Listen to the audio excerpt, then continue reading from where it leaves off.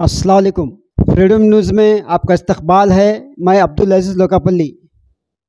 आइए, आज मेरे साथ मौजूद हैं इम्तियाज़ पंच मालदा साहब। आज अंजुमन इस्लाम को लेकर जो बातें चल रही हैं इसके मुतल्लक़, और अभी तक 3 महीनों से जो बच्चे अंदर हैं इनके लिए हम उनसे बात करते हैं। देखेंगे इस मौजू पर वो क्या कहते हैं, उन्हीं की ज़बानी सुनेंगे। आजकल जैसे कि अंजुमन के इलेक्शन के काफ़ी चर्चे हो रहे हैं और काफ़ी इंटरव्यूज़ भी मैंने देखा, और मैंने खुद भी एक इंटरव्यू भी दी आपके और 2 चैनलों के ज़रिए। मैंने भी एक इंटरव्यू दी। तो एक साहब ने एक इंटरव्यू में कहा कि अप्रैल में टर्म ख़त्म होने से पहले ही वक्फ बोर्ड को एक लेटर लिखा गया। तो बेशक लेटर लिखा गया, उसमें ये भी शर्त रखी गई कि सारे अमेंडमेंट्स एक्सेप्ट होने के बाद इलेक्शन किया जाए। फिर उसमें एक केस भी फाइल किया गया, जो केस नंबर है WP 010961/2022। तो फिर अगर इलेक्शन करना, आरओ अपॉइंट करना है, तो फिर क्यों अमेंडमेंट की शर्त रखी गई और क्यों फिर हाई कोर्ट में केस किया गया? ये जहाँ तक मेरी जानकारी है, तो या तो जिस साहब ने कहा उनको पूरी बात मालूम नहीं, या फिर और उनकी कोई मर्जी होगी, या क्या फिर उनकी कोई मजबूरी होगी, या जो भी है। मगर ये इलेक्शन कराना चाहते थे और आरओ अपॉइंट करने के लिए लेटर लिखा गया, तो उसमें ये शर्त भी रखी गई या ये मांग भी रखी गई कि सारे अमेंडमेंट्स होने के बाद। तो ये बात हुई। फिर उसके बाद माजी सदरों के भी इंटरव्यूज़ देखे, तो सबको बच्चों की फ़िक्र है। खुशी की बात यह है कि सबको बच्चों को छुड़ाने की, बेल कराने या केस जल्दी ख़त्म करने, बेल कराते ही ख़त्म, ये बहुत खुशी की बात है। सिर्फ ये सदर जो है, जो सुएस वाले, टेरेस वाले, बैटेस वाले और भी जो माजी सदर हैं, उनसे फ़ोन पर मेरी बात भी हुई। तो सब ये चाहते हैं कि जल्द से जल्द जो बच्चे हमारे गिरफ़्तार हैं, जो जेलों में बंद हैं, उनको छुड़ाने की फ़िक्र सबको है। ये बड़ी खुशी की बात है, और मैं मुबारकबाद देता हूँ जितने भी माजी सदर हैं, माजी सदर जो हैं, उनकी ये फ़िक्र तारीफ़ काबिल है। मैं तहे दिल से उनका शुक्रिया अदा करता हूँ और उन्हें मुबारकबाद देता हूँ। ऐसे सदर हमारे बीच में मौजूद हैं, ऐसे जितने भी माजी सदर हैं वो मौजूद हैं। ये हमारी खुशनसीबी है कि इनके रहनुमाई में हम लोग यहाँ पर हुबली शहर में है। तो इससे मुझे, बल्कि मुझे ही नहीं, मुझ जैसे और लोगों को, नौजवानों को, सबको सीख लेनी चाहिए कि अंजुमन इलेक्शन ही हो या कोई और इलेक्शन हो, उससे बढ़कर, बच्चों की रिहाई से बढ़कर कोई इलेक्शन मायने नहीं रखता। तो जो बच्चे अंदर हैं जल्द से जल्द बाहर आएँ, बेल पर आएँ, जल्द से जल्द केस उनका छूट जाए। तो ये बड़ी खुशी की बात है। जितने भी सदर हैं उनको बच्चों की फ़िक्र है, उनको इक़्तिदार की फ़िक्र नहीं दिखी, फ़िक्र है। तो हम सबको उनसे सबक हासिल करना चाहिए। पोजीशन आती रहेगी, जाती रहेगी, इलेक्शन आते रहेंगे, जाते रहेंगे, और उससे ज़्यादा जितने बच्चे हमारे 150 से 151 बच्चे जो हमारे अंदर हैं, उनकी फ़िक्र हमारे लिए ज़रूरी है। इन सबको हमें देखकर सीखना चाहिए। और जैसे कि केयर टेकर है, अभी अपॉइंट किया गया है धारवाड़ डिस्ट्रिक्ट वक्फ से को केयर टेकर अपॉइंट किया गया है, तो वो अपना काम करेंगे। वो एक वक्फ इदारा है, तो अपना काम करेंगे। इतने हमारे माजी सदर हमारे बीच में हैं, अगर वो कुछ गलत करेंगे, अंजुमन के इदारे को नुकसान पहुंचाएंगे, तो सारे मिल को उनको, उस ऑफिसर को हम पकड़ सकते हैं या सबक सिखा सकते हैं, या जो भी लीगल एक्शन हो ले सकते हैं। अब मैं एक बात कहना चाहूँगा सर कि इस नाजुक हालात में अब आप क्या कहना चाहेंगे कि बच्चों को छुड़ाना लाजमी है या इलेक्शन करना अब ज़रूरी है? दोनों में से आपके लिए आप क्या कहना चाहेंगे? नहीं, देखिए, ये सिर्फ मेरी ही नहीं, जितने भी माजी सदूर भी बोले और मैं खुद भी बोलता हूँ, इलेक्शन बाद में पहले बच्चों का बाहर आना ज़रूरी है। क्योंकि कोई भी हो, बच्चों को बाहर लाना ज़रूरी है। इसका मतलब ये नहीं कि मेरे बच्चे नहीं हैं, उनके नहीं हैं, ये सारे बच्चे हमारे हैं, तो इनको बाहर लाना ज़रूरी है। इलेक्शन क्या है, वक्फ का इदारा है, वो केयर टेकर को अपॉइंट किया गया है, वो अपनी जिम्मेदारी निभाएंगे। और जहाँ तक मैं जानता हूँ, माजी सरदारों के लिए वहाँ कुर्सियाँ रखी गई हैं, उनको कभी भी पावर है, वो कभी भी अगर फ़ोन करेंगे तो ऑफिसर रिस्पॉन्स करेंगे और इदारे की ये देखभाल भी कर सकते हैं, बाहर से अंदर जाकर भी कर सकते हैं, तो उसकी फिक्र बाद में।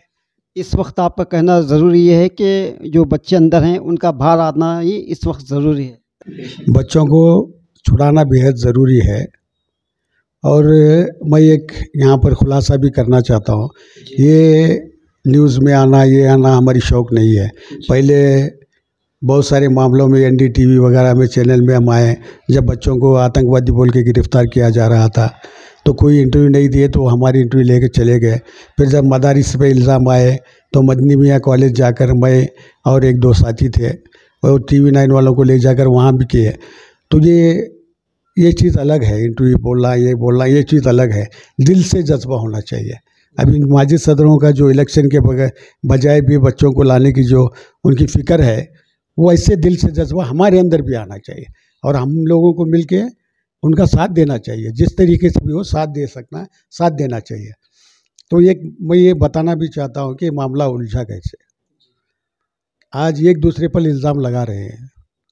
तो जब ये इंसिडेंट हुआ, दूसरे दिन दोपहर 12 बजे मैं हुबली धारवाड़ कमिश्नर साहब को कॉल करके बोला कि मुझे मिलना है। वो बोले ओल्ड हुबली पुलिस स्टेशन में हूँ, आओ। मैं गया, एक 10-15 मिनट बात चल रही थी। फिर जब देखा दरवाज़ा खोला गया, कुछ किसी ने खटखटाया, खोला गया दरवाज़ा, तो देखा तो वहाँ पर माजी सदर, हाली सदर और नायब सदर और प्रेजेंट MLA चारों मिलके आए। तो वहाँ साबित ये हो गया कि ये सब किसी पॉलिटिकल पार्टी से रिलेटेड है। उसी वक्त से ये मामला उलझ गया, क्योंकि अकेले अकेले जाते तो बात और होती। ये चारों मिलके एक पार्टी का दिखे, एक पार्टी से रिलेटेड दिखे, तो दूसरी पार्टी क्यों खामोश रहेगी। वहाँ से मामला और उलझता गया, और मिल के आए तो मिल के रहना, साथ में वहाँ पर जहाँ ज़रूरत पड़ती है मिल के आते हैं। अब इलेक्शन की बात आ रही तो एक दूसरे पर इल्ज़ाम लगाते हैं। तो इल्ज़ाम लगाना, ये लगाना, ये पर्सनल लगाना। आप अगर मुझे इल्ज़ाम लगाना चाहे तो खुल कर लगाओ, मैं लेने के लिए तैयार हूँ, मगर पर्सनल लाइफ छोड़ के ये बात, अब आजकल इलेक्शन के सिलसिले में इल्ज़ाम लगाना गलत है।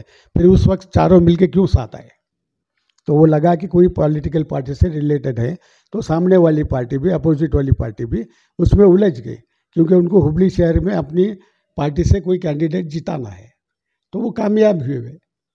तो ये मामला यहाँ से उलझा। अब 3 महीने से कोशिश जारी है, अल्लाह ताला उन्हें जल्द अज जल्द कामयाब करे। जो भी इसमें जुड़कर कोशिश कर रहे हैं सबकी कामयाब हो, जल्द अज जल्द बच्चे बाहर आए। अब जहाँ तक जो एक्ट लगाए गए बच्चों पर, वो बड़े संगीन एक्ट लगाए हैं।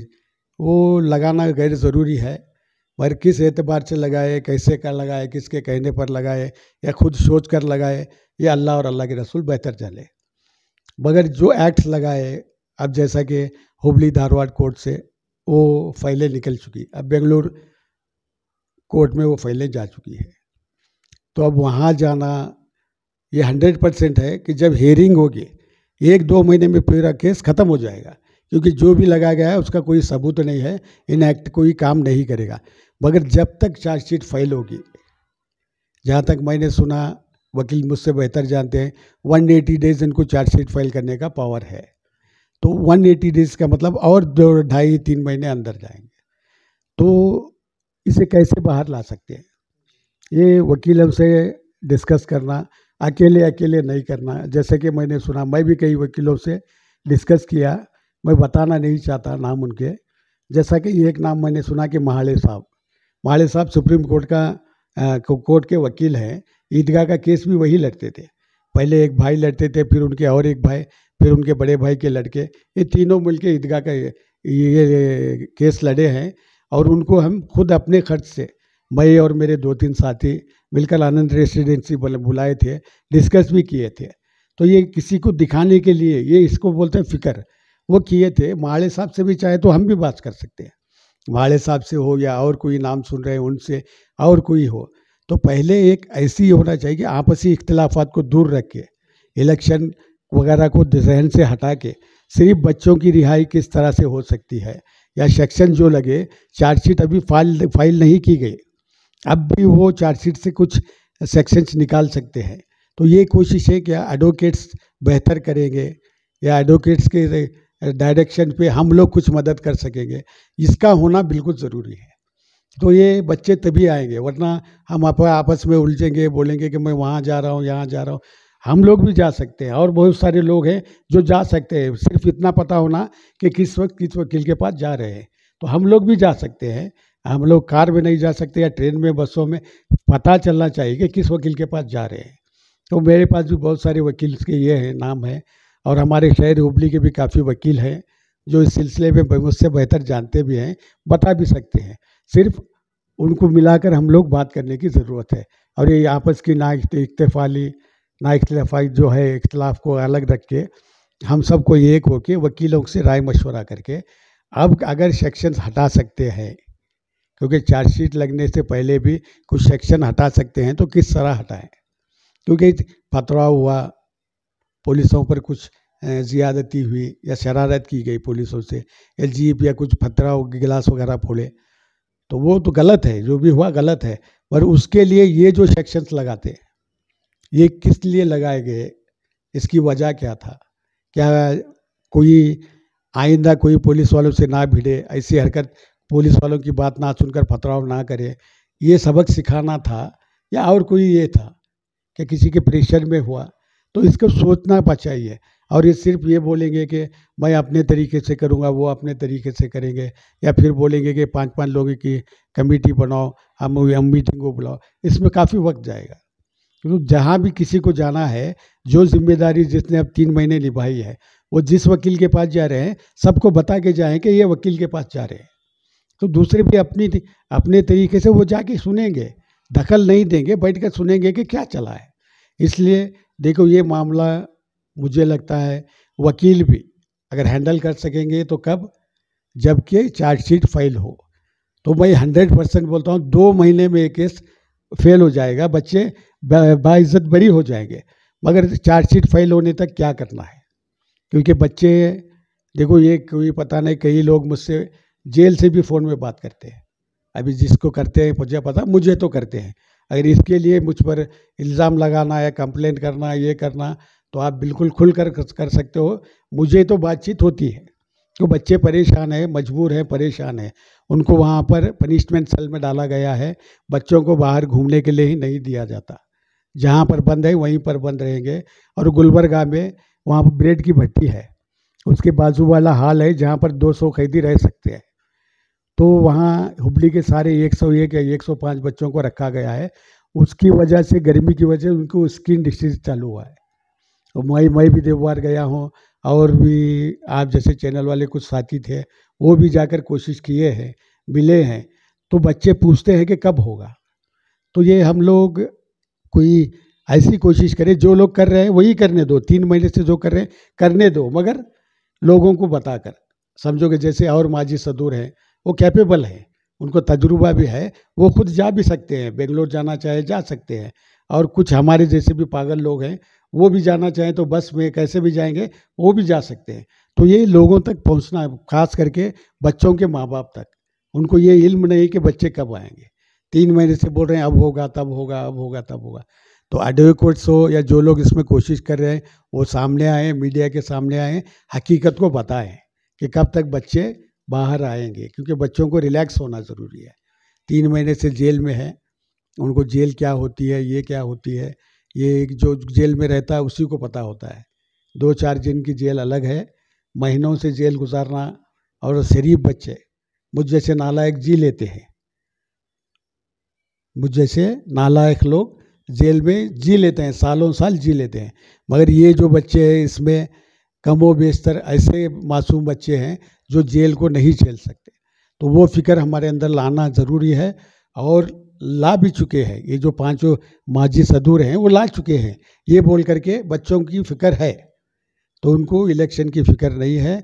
उससे पहले मुझे जो लगा न्यूज़ में देखकर या फ़ोन पे बात करके, तो वो दूसरी बात है। उनको बच्चों को छुड़ाना ज़रूरी है, और केयर टेकर आएगा तो अंजुमन के इदारे को नुकसान नहीं होगा, क्योंकि यहाँ 5-5 सदूर हैं जो बड़े बड़े अहदों पर भी रह चुके हैं, मिनिस्टर भी रह चुके हैं। तो वो लोगों का डर रहेगा ऑफिसर को, वहाँ कोई गलत ये नहीं होगी। अगर होता है तो आप लोग उनसे लीगल एक्शन ले सकते हो। तो ये बच्चों को छुड़ाना बेहद ज़रूरी है। तो इसलिए ये मेरी कम अक्ली है या घमंडी है या गुस्ताखी है, मुझे पता नहीं। जैसे भी हो बच्चे आना चाहिए, जो भी करे। मैं सबसे गुजारिश करता हूँ, चाहे मुसलमान हुबली के मुसलमानों से अपने तरीके से जैसे भी मदद कर सकते हैं, माँ बाप को तसल्ली दे सकते हैं, या जो 3 महीने से कोशिश कर रहे हैं उनका साथ दे सकते हैं, या सब मिल करके उसमें जा सकते हैं तो जा करके साथ दें। कोशिश करें कि पहले बच्चों को बाहर लाया जाए, उसके बाद फिर इलेक्शन है, इलेक्शन लड़ो जिस तरीके से बेहतर समझते हैं। काफ़ी मैंने सुना कि बगैर खर्च के भी इलेक्शन होता है, तो जैसे भी हो लड़ो, मगर पहले बच्चों को लाएं। तो ये मेरी ख्वाहिश भी है। और 2-3 दिन से जो मैं न्यूज़ देख रहा हूँ, तो माजी सदूर हो, नायब सदूर हो, ये सारे लोगों की फिक्र यही है कि बच्चों को बाहर लाया जाए। मैं फिर एक बार सच्चे दिल से, तहे दिल से मुबारकबाद दूंगा। मुझे खुशकिस्मती है कि ऐसे सदूरों के बीच में मैं रह रहा हूँ, तो मुझे उनसे सीखने की ज़रूरत है। तो हमारे जज्बे उनके सामने ज़ीरो हैं। अभी हमें बहुत कुछ सीखना है। जब हमें सीखना है तो आप जैसे लोगों को भी हमारे माजी सदूरों से सीखना है। अहदे की हवस छोड़ दें, जो ज़रूरी है बच्चों को लाना, उनको लाएं। आएंगे ऐसा ना, अल्लाह ना करे ऐसा हो। अगर हो तो ये लोग हमारे माजी सदूर हमारे लिए मिसाल हैं, जिनको अहदा ज़रूरी नहीं है, बच्चों की रिहाई ज़रूरी है। और ये एक दूसरे पर इल्ज़ाम लगाना, माजी में जाना, इसे मैं रिक्वेस्ट करता हूँ। ख़ास करके अवाम तो नहीं करती, जो लोग हैं अंजुमन में, जो लोग पहले रह चुके अब हैं, इन लोगों से एक दूसरे पर इल्ज़ाम ना लगाएं। क्योंकि जब से मैंने होश संभाला तो एक ही ग्रुप से निकले हुए हैं। एक ग्रुप में थे, फिर उनको जमा नहीं, और एक ग्रुप बना, फिर वहाँ कुछ साल रहे, वहाँ ना जाए, खुद अलग ग्रुप बना। तो ये घुमा फिरा कर वही चल रहा है, यह घुमा फिरा कर वही चल रहा है। तो वहाँ पर जो भी बना है, सियासी उसे फ़ायदा हुआ है, खिदमत भी किए हैं, सियासी फ़ायदा भी लिए हैं। तो एंजॉय करना ये गलत बात है। अगर पिछले लोग एंजॉय किए हैं तो ये बोलने वाले क्या खुद भी एंजॉय करना चाहते हैं या खिदमत करना चाहते हैं? तो सबको वहाँ सियासी फ़ायदा मिला है, और सबको बोले ना बोले, कहीं ना कहीं ये लगता है कि अंजुमन के सदर बने रहेंगे तो कुछ तो सियासी फ़ायदा हासिल होगा। तो ये इल्ज़ामबाजी ना करें, और इल्ज़ामबाजी ना करते हुए मैं ये गुजारिश करूँगा, तो कुछ तो वहाँ इस्लाम वाली बात हो। अंजुमन इस्लाम कहा जाता है, तो अंजुमन तो है, इस्लाम वाली कोई चीज़ नज़र नहीं आती। क्योंकि वहाँ पर जब मैं भी वहीं पढ़ा हूँ एंग्लो 2 स्कूल में, अब जहाँ हॉस्पिटल है वहाँ स्कूल हुआ करती थी। वहाँ हमारे कुछ उस्ताद थे, जैसे कलादगी सर, भोला भाई सर, लाड़का सर।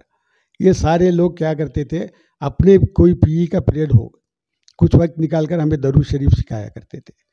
तो ये आप कोई एक पीरियड फाइनल कर दो, हमारा इदारा है, वहाँ की किसी की रोक टोक नहीं है। एक पीरियड आप रखो, रोज़ाना एक पीरियड या 10-20 मिनट का, जिसमें एक सूरत या नमाज का तरीका बच्चों को पढ़ाया जाए, तो यहाँ पर इस्लाम की बात लगेगी। और मुझे ये भी समझ में नहीं आता, ताज्जुब है, ये दाढ़ी मुबारक, आज सब इस्लाम की बात करते हैं, सब बोलते हैं कि इस्लाम हो, फलां हो, फलां हो, सब बोलते हैं इस्लाम की बात करते हैं। ये दाढ़ी मुबारक का मैंने सुना है, बयानों में पढ़ा भी है कि सुन्नत है। अगर दाढ़ी मुबारक का रखना सुन्नत है, तो सरदार मोहब्बुल साहब को मैं देखा नहीं, मैं जब से होश संभाला जिनको देखा हूँ, किसी के चेहरे पर दाढ़ी मुबारक नहीं है, किसी सदर के चेहरे पर दाढ़ी मुबारक नहीं है। तो क्या दाढ़ी मुबारक रखना ज़रूरी है या नहीं है? वो जो मैंने बयानों में सुना, उलमा के बयानों में सुना, या किताबों में पढ़ा, तो मुझे समझ में नहीं आता कि दाढ़ी मुबारक रखना सुन्नत है या नहीं है। इसका खुलासा मुझे सारे लोग मेरा खुलासा करें कि दाढ़ी मुबारक रखना सुन्नत है, इस्लाम में जायज़ है नहीं है। तो अगर है तो फिर ऐसा कोई सदर क्यों ना आए जो अपने चेहरे पर सुन्नत को सजाए, दाढ़ी मुबारक को सजाए। इस पर गौर व फिक्र करें और ये रखें कि अंजुमन इस्लाम को अंजुमन इस्लाम बनाकर रखें, सिर्फ अंजुमन ना बनाएं। 2 दिन पहले या 3 दिन पहले आपके और 2 चैनलों में मैंने एक इंटरव्यू दी थी, तो उसके बाद किसी बेवकूफ़ ने, रहीम नाम के, वो बेवकूफ़ भी है नामर्द भी है, लैंडलाइन से फ़ोन करके एक चैनल वाले को पूछा कि वो जनाब का की डाले, इनका की डाले, इन्हों कौन उन्हों कौन। जो भी है बेवकूफ़ भी है नामर्द भी है। अगर हिम्मत है तो मोबाइल से कॉल कर या मेरा मोबाइल नंबर लिख लो 7795988119। अगर हिम्मत करते हो तो मुझसे फ़ोन पे बात करो, जहाँ बुलाना चाहो बुलाओ, अकेला आऊँगा। ये नामर्दों की, बेवकूफ़ों की हरकत नहीं करना, क्योंकि जहाँ से लैंडलाइन फ़ोन किया गया CBT से, वहाँ CCTV कैमरा था। अगर मैं ये केस खेलो, हाँ, उलझाना चाहूँ तो साइबर केस लगेगा। CCTV में कितने वक्त में कौन सा कॉल आया, ये कॉल रिकॉर्ड्स मिलेंगे। हिम्मत करो, मर्द बनो। अगर मुझके कुछ कहना है या बदनाम करना है या मैं हूँ गलत, तो सामने आकर बोलो। ये देखने के बाद अगर कोई मुझसे कुछ सवाल करना या मुझसे उलझना या मुझसे कुछ डराना या कुछ कहना चाहता है तो वो मेरे सामने आकर कहे। और ये आइंदा कोई बैठक होगी तो ये जितने भी माजी सदूर हैं अलग अलग से इंटरव्यू ना दे, सब सारे चैनलों में बैठे डिबेट की तरह करें और इसको ख़त्म करें। बच्चों की रिहाई की तरफ ख्याल रखें और ये एक दूसरे को बदनाम करना ये छोड़ दे। जो किसी का माजी गुजर गया तो गुजर गया, मुस्तकबिल संवारने की वो कोशिश कर रहा है तो साथ दे। अगर माजी में जाना है तो मैं अपना माजी बोलता हूँ, अगर किसी में हिम्मत है तो खुद का माजी बोल कर दिखाए। चंद साल पहले, बहुत साल पहले मैं शराब पिया करता था, फिर लोगों के पैसे खाने के इल्ज़ाम में चेक बाउंस पे 5 साल जेल भी जा चुका हूँ। तो अगर किसी में हिम्मत है तो ये सामने आकर खुद के भी पूरे माजी ज़िंदगी को बोलो, क्योंकि सब के रिकॉर्ड्स मेरे पास है। यहाँ तक कि कौन कौन किसकी दवा लेता है, जिस्मानी सारे हैं। इसलिए खामोश हैं कि शहर हुबली का मामला है, हालात बिगड़े हुए हैं। इसलिए अगर इल्ज़ाम लगाना हो तो सामने आओ, हिम्मत करो। नामर्दों की तरह लैंडलाइन से कॉल करना, ये बोलना वो बोलना और बेवकूफ़ी की तरह ना भागो। कम से कम वो लड़की जो अल्लाह अकबर उतली ग्रुप में बोली थी, उसे देख करके तो शर्म करो, मर्दानगी लाओ। तो नंबर दिया हो, जिसको भी बोलना है बोलो, सामने बोलो, पीछे मत बोलो, कहीं भी बुलाओ, अकेले आऊँगा। अगर अल्लाह की ज़ात मुझे बचाना चाहे तो बचाएगी, अगर मारना चाहे तो मैं मरूँगा। और अल्लाह की ज़ात पर भरोसा है, इज़्ज़त और ज़िल्लत अल्लाह के हाथ में। इसलिए ये ढोंग, ये नाटक नहीं होना।